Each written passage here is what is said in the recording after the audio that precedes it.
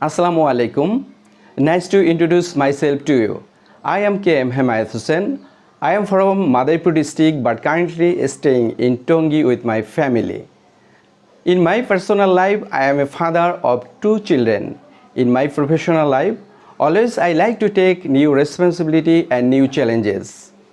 I have completed MBA from Prime University and MSS from Jagannath University. Beside this academic course, I have completed HRMC from Dhaka University, and also I have completed PGD HRM from Bangladesh Institute of Management BIM. Currently, I am working as HR manager in the Utah Fashions Limited, where 4,000 employees are working.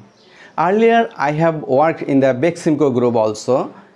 Now, I have achieved various professional knowledge like disciplinary action, grievance mechanism, talent acquisition, labor law issue, organizational development, etc. My career objective is to create a positive and inclusive workplace where employee can feel valued and motivated.